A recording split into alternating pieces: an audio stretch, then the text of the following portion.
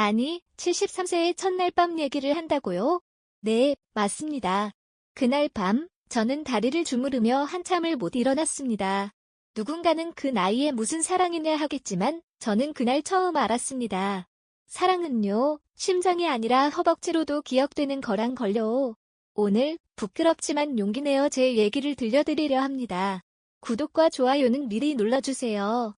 그건 첫날 밤보다 훨씬 쉽거든요.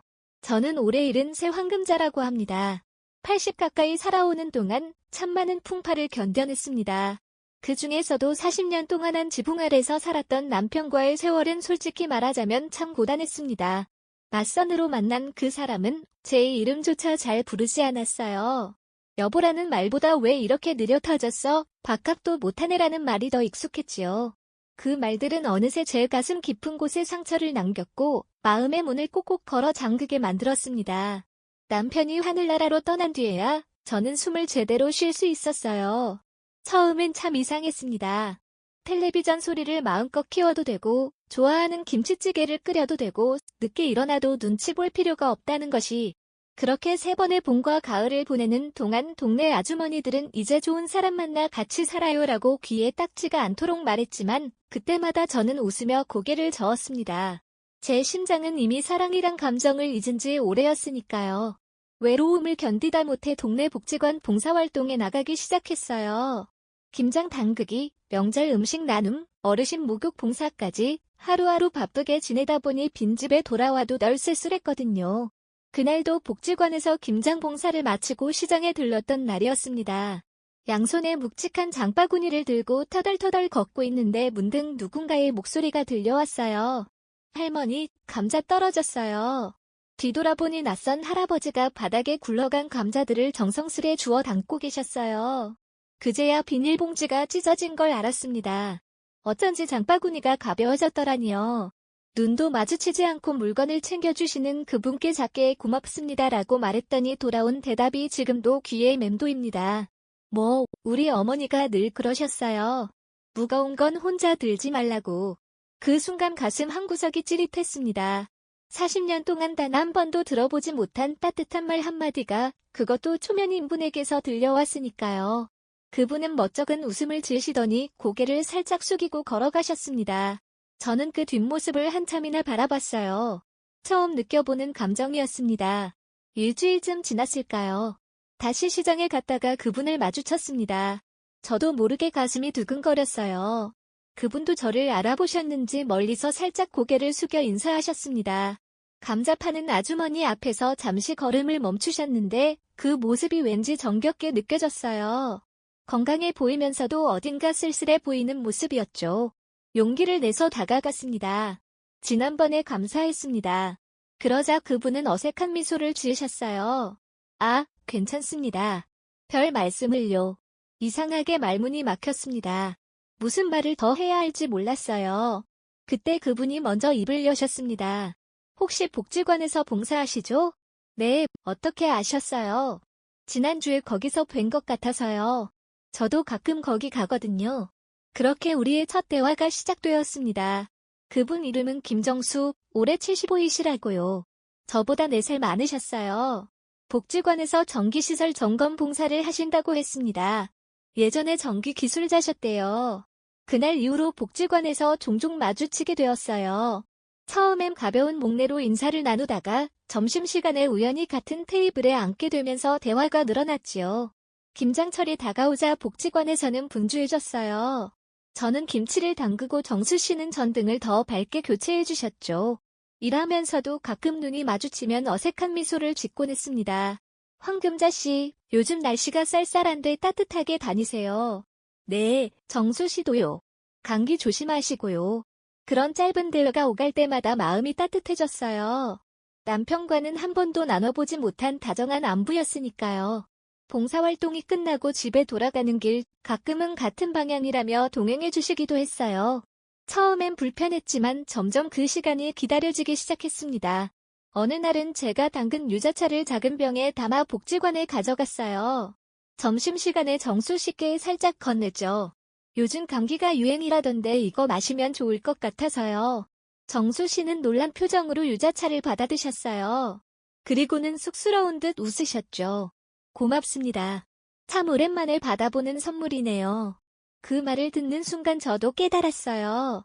저 역시 오랜만에 누군가에게 선물을 준다는 게 설레고 기분 좋았다는 걸요. 그날 돌아오는 길, 발걸음이 유난히 가벼웠습니다.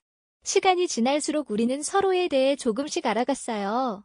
정수 씨는 말수가 적지만 꼭 필요한 말만 참 따뜻하게 하는 분이었습니다. 존재주도 좋으셔서 복지관에 고장난 것들을 척척 고치곤 하셨죠. 그럴 때마다 다른 할머니들이 아이고 정수 씨 같은 남편 있으면 얼마나 좋을까 하고 놀리면 저는 괜히 얼굴이 화끈거렸어요.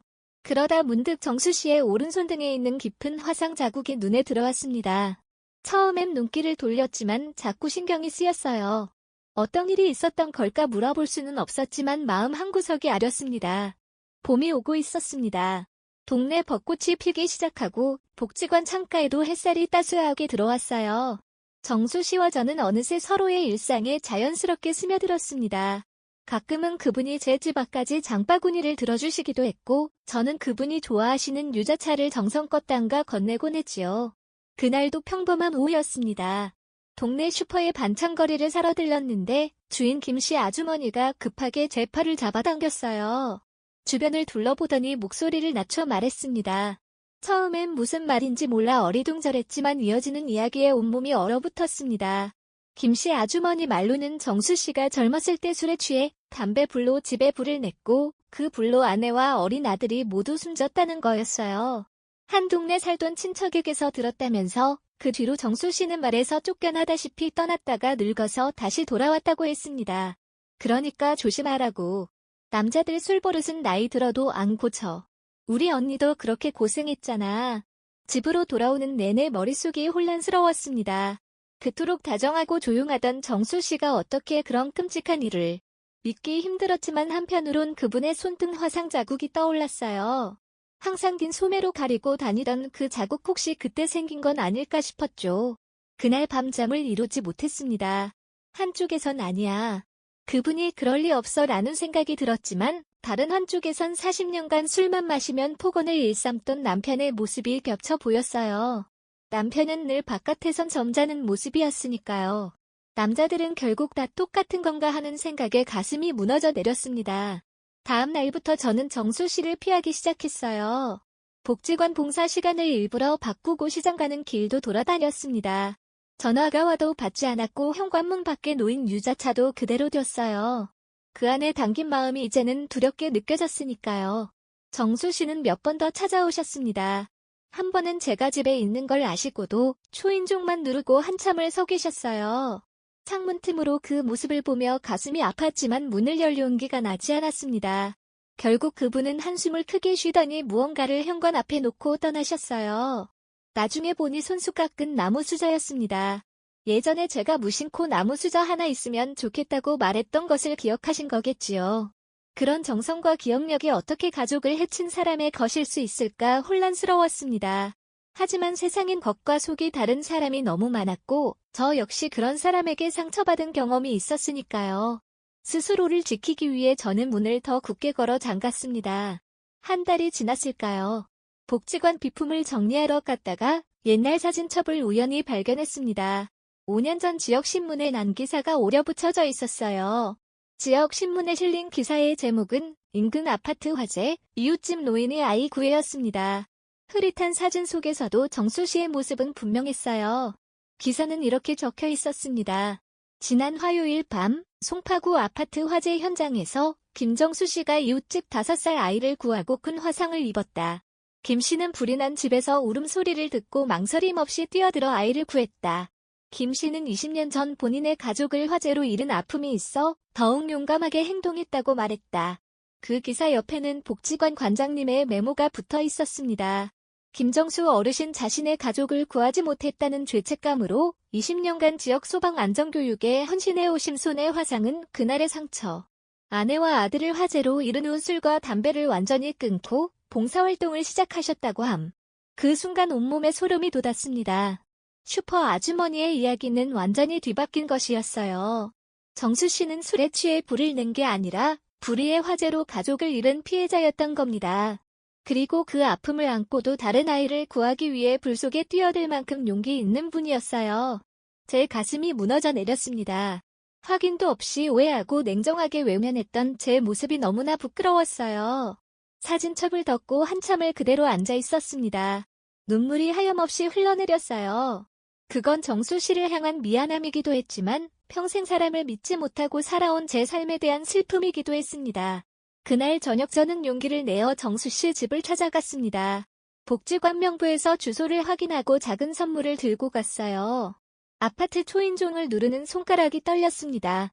하지만 아무리 기다려도 대답이 없었어요. 옆집 아주머니께 물어보니 정수 씨가 몸이 좋지 않아 병원에 입원하셨다고 했습니다. 깜짝 놀라 어느 병원인지 물었더니 우리 동네 보훈병원이라고 하셨어요. 그날로 바로 병원을 찾아갔습니다.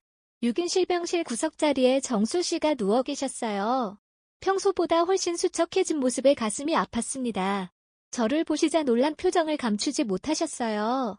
침대 옆에 조심스레 다가가 앉았습니다. 한동안 아무 말도 하지 못했어요.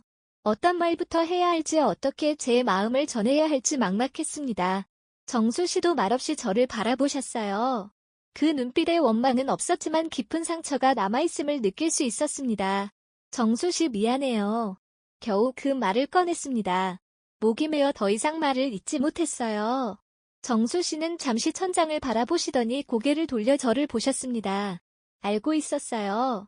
뭔가 오해가 있었던 것 같다는 걸. 어차피 내 인생은 오해와 함께 해왔으니까. 그 담담한 목소리에 더욱 미안해졌습니다. 저는 제가 들은 소문과 기사에서 알게 된 진실을 말씀드렸어요. 그러자 정수 씨는 쓴 웃음을 지으셨습니다. 그런 소문이 있었군요. 처음 알았어요. 불길 속에서 이웃을 구하려다 크게 화상을 입으셨답니다. 그리고 3일 후 병문안 오던 아내와 아들이 교통사고로 세상을 떠났다고요. 그날 이후로 20년간 혼자 살았어요. 가족을 잃은 슬픔과 내가 더 조심했더라면 불이 번지지 않았을 거라는 자책감으로 그래서 소방안전 교육 봉사를 시작했지요. 정수 씨의 이야기를 들으며 저는 손수건으로 눈물을 훔쳤습니다. 두 사람 다 말 못할 아픔을 안고 살아왔다는 걸 알게 되었어요. 그날 이후로 매일 병원을 찾았습니다. 정수 씨의 입원 이유는 심한 기관지염이었어요. 담배는 끊으셨지만 젊은 시절 화재 연기를 많이 마신 탓에 폐가 약해지셨다고 했습니다. 저는 매일 정성껏 집에서 음식을 준비해 병원으로 가져갔어요. 끓인 도라지차, 삶은 배, 달걀찜 할 수 있는 모든 것을 했습니다. 처음에는 민망해하시던 정수 씨도 점차 제 방문을 기다리는 눈치였어요. 병실 커튼을 사이에 두고 작은 세상이 만들어졌습니다. 그곳에서 우리는 평생 누구에게도 말하지 못했던 이야기들을 나누었어요. 정수 씨는 아내와의 첫 만남, 아들이 태어났을 때의 기쁨, 그리고 그들을 잃은 후의 깊은 절망까지 모두 말씀해 주셨습니다. 저도 용기를 내어 남편과의 고통스러운 세월, 한 번도 받아보지 못한 진심, 어린 사랑에 대한 갈증, 그리고 평생 마음의 문을 닫고 살아왔던 이유를 털어놓았어요. 우리 둘 다 상처투성이었지만 그 상처를 나눌수록 오히려 마음이 가벼워지는 것 같았습니다. 2주 후 정수 씨는 퇴원하셨습니다. 제가 부축해 모시고 나왔어요. 병원 앞 벤치에 앉아 잠시 분 바람을 맞으며 휴식을 취했습니다. 그때 정수 씨가 조용히 제 손을 잡으셨어요. 거친 손이었지만 따뜻했습니다. 금자 씨, 내 손이 이렇게 흉해서 괜찮으세요? 화상으로 일그러진 손등을 내려다보며 제게 물으셨어요. 그 순간 저는 망설임 없이 그분의 손을 두 손으로 포근히 감쌌습니다. 이 손이 흉하다고요? 절대 아니에요. 이 손은 생명을 구한 손이에요. 이 손에 담긴 이야기가 있기에 당신이 더 진짜 사람처럼 느껴져요. 정수 씨의 눈에 눈물이 고였습니다. 그리고는 작은 목소리로 말씀하셨어요. 내 손을 이렇게 잡아주신 건 20년 만이에요. 그 말에 제 가슴도 저릿했습니다. 우리는 길고 긴 침묵 속에 함께 벤치에 앉아 있었어요. 말이 필요 없었습니다. 서로의 온기만으로도 충분했으니까요. 그렇게 봄이 지나고 여름이 왔습니다. 우리는 자연스럽게 서로의 일상에 스며들었어요. 아침이면 함께 공원을 산책하고 복지관에 가서 봉사활동을 했습니다. 가끔은 동네 노인정에서 열리는 작은 모임에도 같이 참석했어요. 사람들의 수군거림도 있었지만 더 이상 신경 쓰지 않았습니다. 서로에게 기대어 남은 인생을 살아가는 것이 우리의 선택이었으니까요. 어느 날 정수 씨는 저를 데이트에 초대하셨습니다. 동네에 새로 생긴 작은 양식당이었어요. 처음으로 둘이서 정식으로 식사를 하는 자리였습니다. 긴장한 마음에 평소보다 더 신경 써서 옷을 골랐어요. 남편과는 한 번도 해보지 않았던 일이었습니다.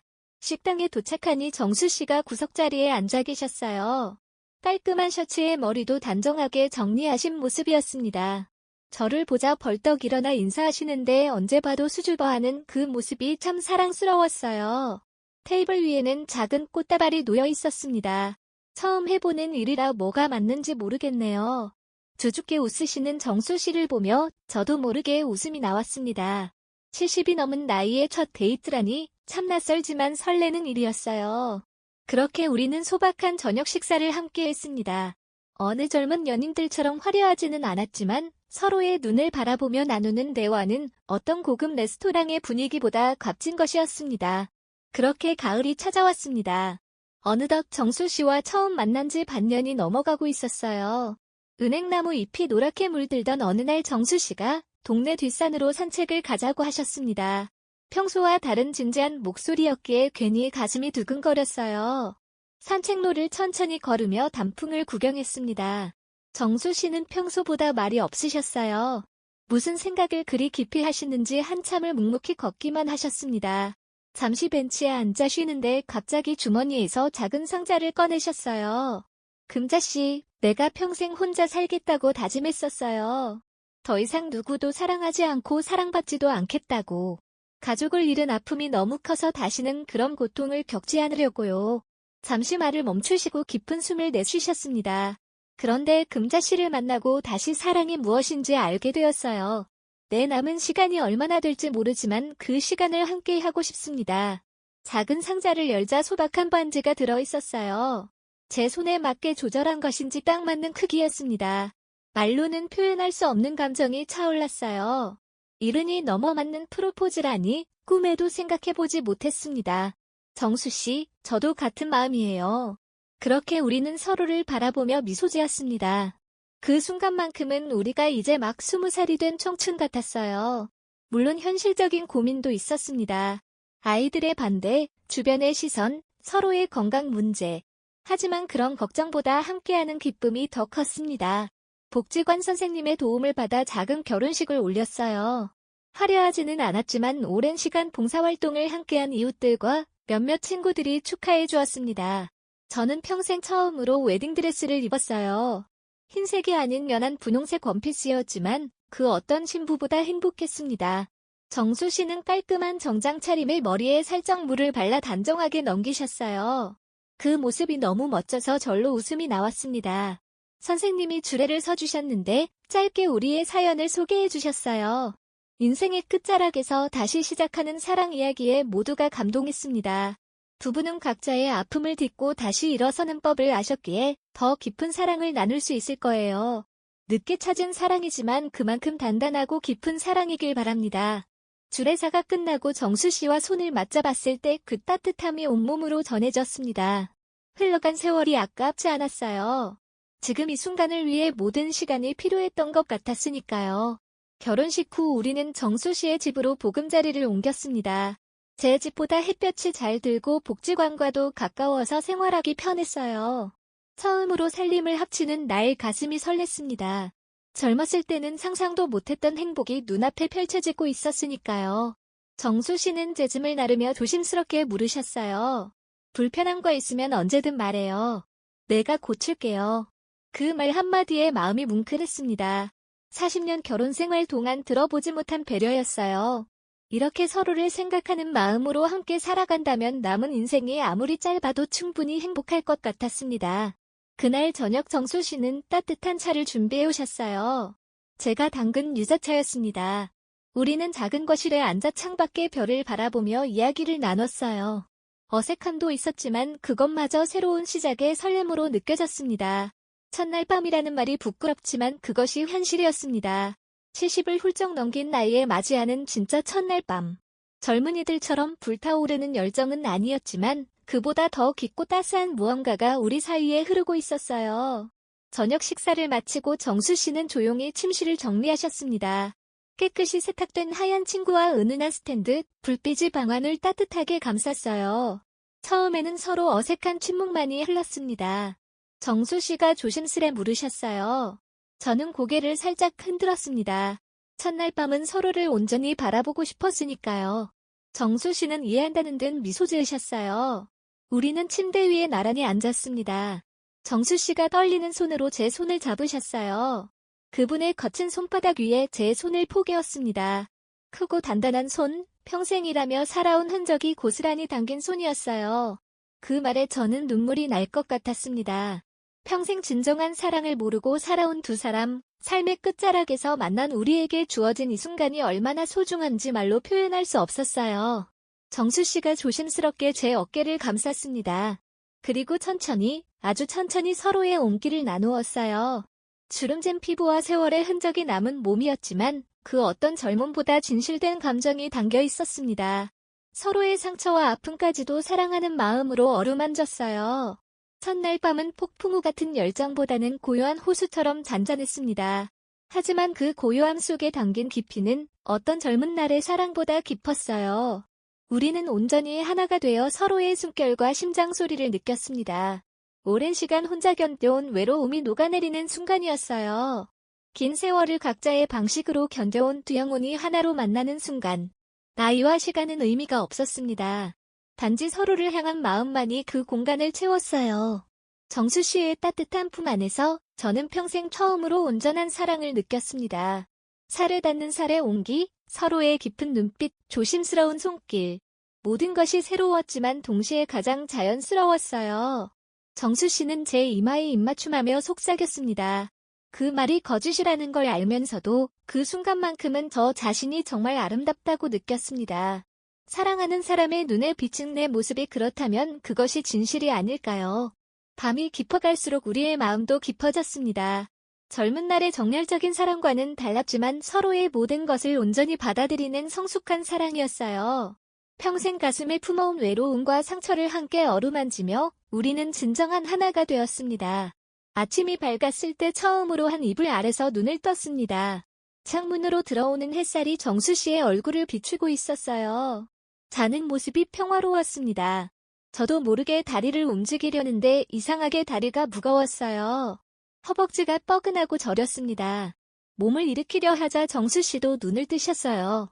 환한 미소로 아침 인사를 건네시더니 제 표정을 보고 걱정스레 물으셨습니다. 괜찮으세요? 어디 아프신가요?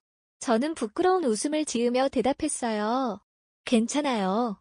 다만 어젯밤에 오랜만에 그래서 그런지 다리가 좀 저려요. 정수 씨는 놀란 표정을 지으시더니 갑자기 웃음을 터뜨리셨습니다. 저도 덩달아 웃었어요. 이른이 넘어 첫날 밤의 여운으로 다리가 저리다니 참 웃기지만 달콤한 고민이었습니다. 정수 씨는 조심스레 제 다리를 마사지해 주셨어요. 그 손길에 담긴 사랑과 배려가 전해져 왔습니다. 창밖으로 새로운 하루가 밝아오고 있었어요. 우리의 새로운 인생도 함께 시작되고 있었습니다. 그날부터 우리의 진정한 부부 생활이 시작되었습니다. 아침이면 함께 일어나 차를 마시고 손을 맞잡고 동네 산책을 하는 것이 일과가 되었어요. 정수 씨는 매일 아침 일어나면 제게 인사를 건네셨습니다. 오늘도 당신과 함께 할 수 있어 행복합니다. 그 말 한마디가 하루를 밝게 만들었어요. 40년 동안 남편과 살면서 한 번도 듣지 못했던 말이었으니까요. 비록 늦게 찾은 행복이었지만 그만큼 더 소중했습니다. 정수 씨는 제가 몰랐던 많은 재능을 가진 분이셨어요. 전기뿐만 아니라 목공예도 잘하셨고 요리도 제법 솜씨가 있으셨습니다. 특히 된장찌개는 제 솜씨보다 훨씬 맛있었죠. 물어보니 혼자 살면서 스스로 터득하셨다고 했어요. 아픈 과거를 딛고 자신만의 방식으로 삶을 가꿔온 흔적이었지요. 저도 정수 씨에게 뜨개질을 가르쳐드렸어요. 처음에는 거친 손으로 가느다란 바늘을 다루기 힘들어 하셨지만 곧 익숙해지셨습니다. 2달 만에 제 생일 선물로 손수 뜬 목도리를 선물해 주셨을 때 얼마나 감동했는지 모릅니다. 투박하고 몇 코가 빠진 목도리였지만 그 어떤 비싼 선물보다 값이었어요. 물론 모든 날이 행복하기만 한 것은 아니었습니다. 오랫동안 혼자 살아온 두 사람이 함께 산다는 것은 생각보다 많은 적응이 필요했어요. 정수 씨는 무척 깔끔한 분이셨는데 저는 좀 덜렁대는 편이라 가끔 집안 정리 문제로 티격태격했습니다. 또 TV 채널 선택부터 이불 개는 방식까지 사소한 일들로 의견이 달라 실랑이를 벌이기도 했지요. 하지만 그런 날들조차 소중했어요. 함께 어려움을 이겨내고 서로를 더 이해하게 되는 시간이었으니까요. 우리는 하나의 원칙을 세웠습니다. 하루가 가기 전에 모든 오해와 다툼은 풀자고요. 그래서 매일 잠들기 전 서로의 손을 잡고 그날의 감정을 나누는 시간을 가졌습니다. 오늘 정수 씨가 그런 말씀을 하셔서 조금 서운했어요. 미안해요. 내 생각만 했네요. 다음부턴 금자 씨 마음도 더 헤아릴게요. 이런 대화를 통해 우리는 조금씩 서로에게 맞춰가는 법을 배웠습니다. 젊었을 때는 자존심 때문에 하지 못했던 대화들을 이제는 편안하게 나눌 수 있었어요. 나이가 들어 만난 것이 오히려 축복이라는 생각도 들었습니다. 특히 정수 씨의 기관지염이 심해질 때면 밤새 간호하며 걱정했습니다. 그분의 가래 소리가 심해지면 가슴이 철렁했어요. 젊었을 때는 미처 몰랐던 누군가를 진심으로 챙기고 보살피는 기쁨을 노년에 알게 되었으니까요. 아플 때 서로를 간호하며 우리의 사랑은 더 깊어졌습니다. 금자씨, 내가 먼저 가면 어떡하나 그게 가장 걱정이에요. 어느 날 정수 씨가 문득 그런 말씀을 하셨어요. 저는 그분의 손을 꼭 잡았습니다. 그런 생각 말아요. 우리는 지금 이 순간이 소중한 거예요. 앞으로의 일은 그때 가서 생각해도 늦지 않아요. 그래도 혹시 모를 일을 대비해 정수 씨는 저에게 여러 가지를 가르쳐 주셨어요. 전기 스위치 고치는 법, 수도 밸브 잠그는 위치, 보일러 온도 조절하는 방법까지. 혼자 살아도 불편함이 없도록 세심하게 챙겨주셨습니다. 그런 모습에서 진심 어린 사랑을 느낄 수 있었어요. 시간이 흘러 겨울이 깊어졌습니다. 창 밖으로 하얀 눈이 내리는 날, 정수 씨와 저는 소파에 나란히 앉아 TV를 보고 있었어요. 문득 정수 씨가 제 손을 꼭 잡으셨습니다. 금자 씨, 우리 이렇게 함께 있으니 참 좋아요. 같이 늙어간다는 게 이런 거구나 싶어요. 그 말에 가슴이 따뜻해졌습니다. 평생 혼자라고 생각했던 제게 이제는 함께 손잡고 걸어갈 사람이 생겼다는 사실이 너무나 감사했어요. 창밖에 눈이 소리 없이 내리는 동안 우리의 마음속에는 따뜻한 봄이 찾아왔습니다. 계절이 바뀌어 봄이 왔습니다. 우리가 만난 지 1년이 되는 날이었어요. 정수 씨는 아침 일찍부터 무언가 준비하느라 분주하셨습니다. 비밀이라며 제게 보여주지 않으셨죠. 점심 식사 후 정수 씨는 제 손을 잡고 동네 뒤편 작은 동산으로 저를 데려갔어요. 그곳에는 작은 벚나무 한 그루가 심어져 있었습니다. 아직 어린 나무였지만 분홍빛 꽃이 몇 송이 피어 있었어요. 정수 씨가 환하게 웃으며 말씀하셨습니다.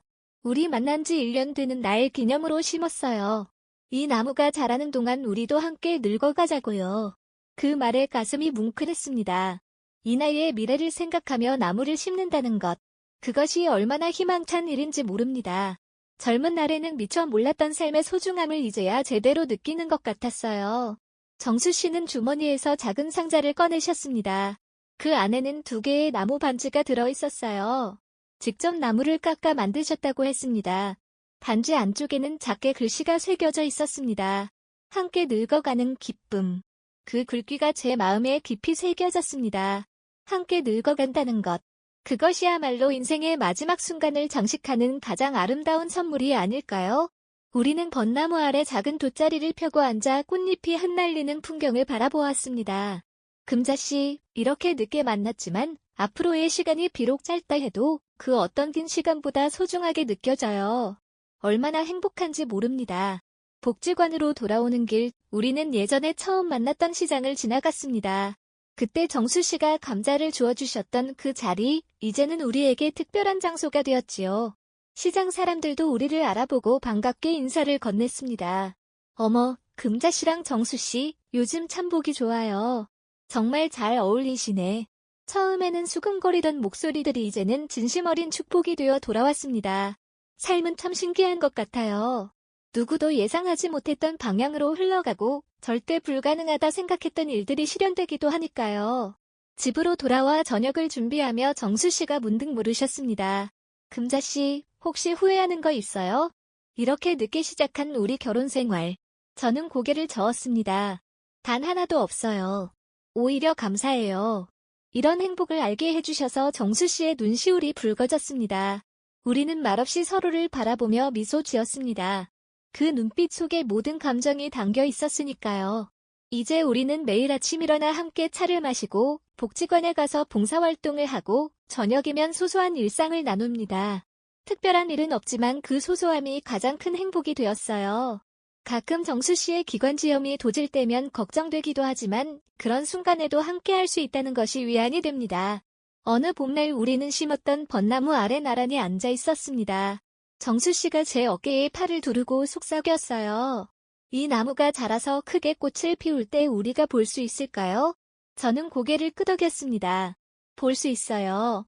설령 우리 육체는 없더라도 우리 마음은 여기 남아있을 테니까요. 정수 씨가 제 손을 꼭 잡았습니다. 그 따스함이 온몸으로 전해져 왔어요. 우리는 말없이 천천히 걸었습니다. 나란히 같은 걸음으로 한 계절씩 늙어가는 듯한 걸음으로 인생의 늦은 봄에도 사랑은 이렇게 아름답게 피어납니다. 71세에 맞이한 첫날 밤의 떨림과 설렘은 어쩌면 20살의 그것보다 더 깊고 진실했을지도 모릅니다. 왜냐하면 우리는 알고 있으니까요. 삶이 얼마나 더섭고 그래서 더욱 소중한지를. 그날 밤 다리가 저렸던 기억은 이제 우리의 소중한 추억이 되었습니다. 때로는 웃으며 회상하기도 하고 때로는 그때의 감정을 다시 느끼기도 하면서요. 우리는 남은 인생을 천천히 아주 천천히 함께 걸어갑니다. 손을 꼭 잡고 한 걸음씩 끝이 어디든 함께라면 두렵지 않으니까요. 인생의 황혼역에서 만난 우리의 사랑 이야기는 계속됩니다. 매일매일이 새로운 첫날 밤처럼 설레고 소중하게. 그리고 그 설렘은 우리가 숨쉬는 한 영원히 이어질 것입니다.